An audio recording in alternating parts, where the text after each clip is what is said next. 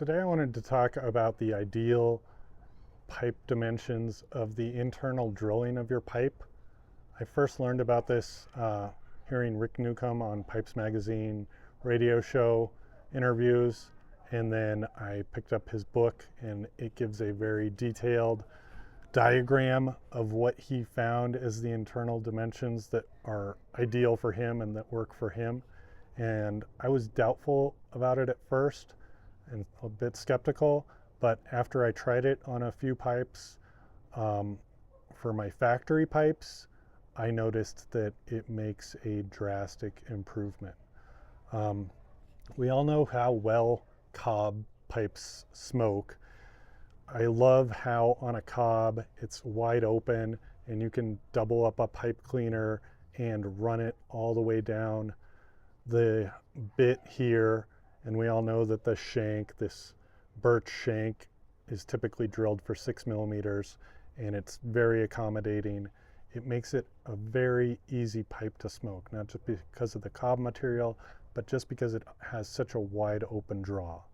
But if you've got a factory pipe that has a tight draw or whistles when you pull on it at all, or you have a really hard time getting a pipe cleaner to pass through the stem into the shank and into the bottom of the bowl, if you really have to push it and finesse it and twist it, it can be very frustrating experience.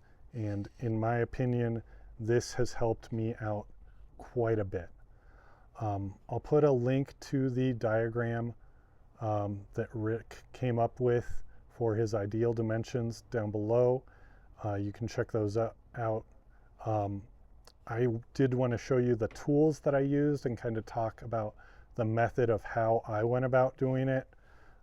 Just huge disclaimer up front, I would highly recommend not trying this, at least at first, on any bent pipes.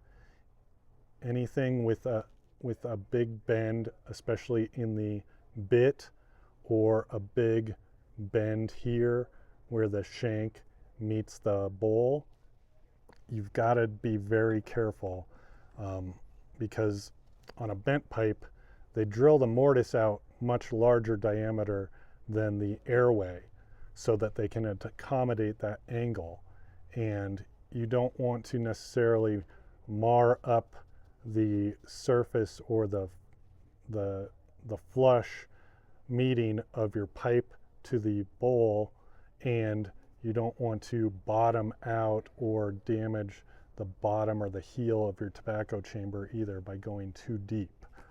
The tools that I used, I went out and I got a brand new set of drill bits. These are all metric. I find metric to be a bit easier, especially with his guide here, so you're not having to think about fractions and making sure that you're picking out the right bit for the right step along the way. It's also very helpful to get a set of files. I've got several files here, and these kind of helped me adjust and do because they've got a bit of a tip on them, to do the transition between the different steps in the diameters of the drilling that you're opening up. And then I also would use a caliper.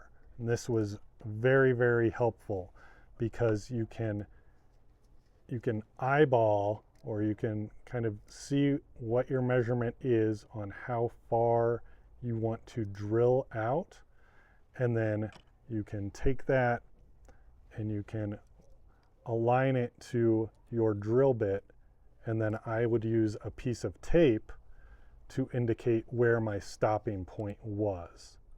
So I had a visual indication, and I would know that, okay, I don't want to go past this point so I don't break through anything because especially with a bent pipe or a pipe with a taper or a saddle bit on it at all, you don't want to go too thin when it starts to get narrow.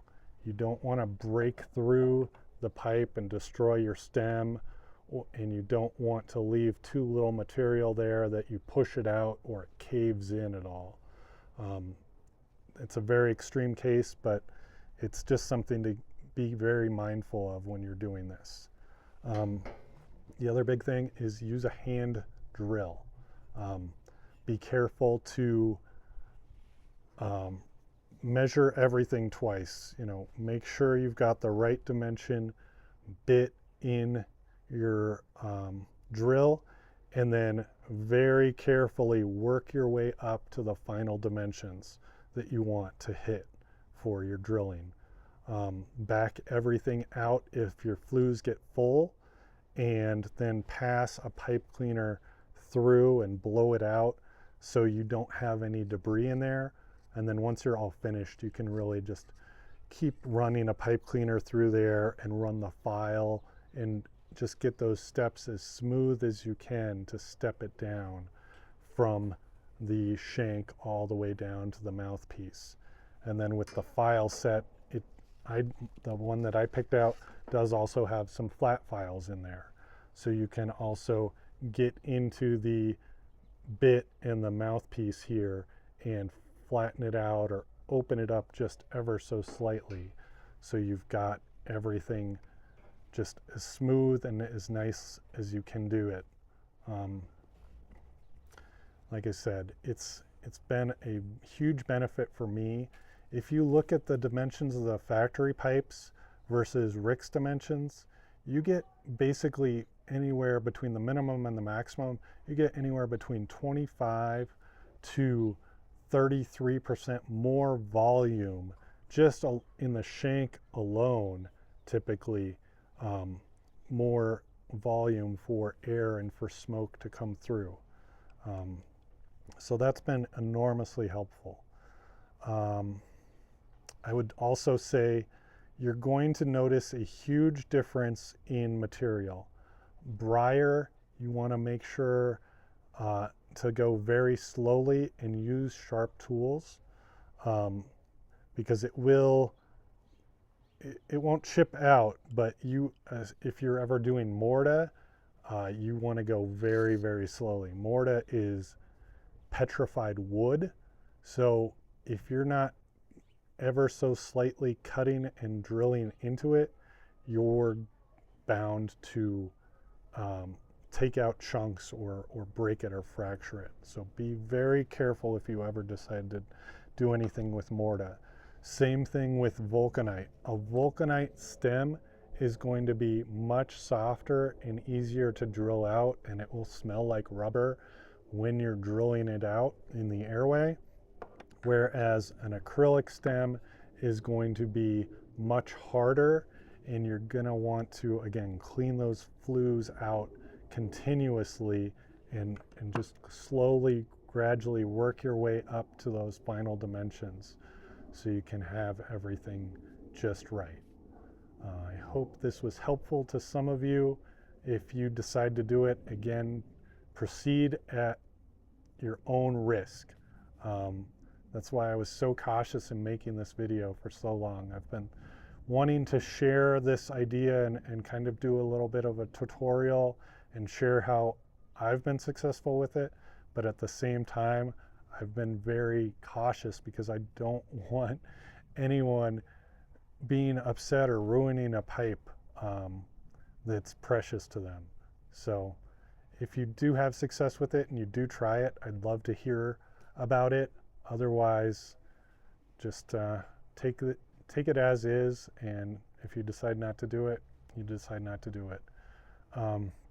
One other thing I did want to toss in there is if you ever use a senior pipe reamer or you do a deep cleaning, that senior pipe reamer does come with a drill bit in the handle to clean out the shank of your pipe, because after a lot of heavy smoking and when you get to the point where you need to ream out your bowl, you typically do also need to ream out the shank a little bit, because there will be a little bit of buildup there that just won't come out no matter how much you clean your pipes with pipe cleaners or bristle cleaners or even a Q-tip. But once you open up your airways to the appropriate ideal dimensions, you're going to have a better smoke, in my opinion. All right, guys, take it easy.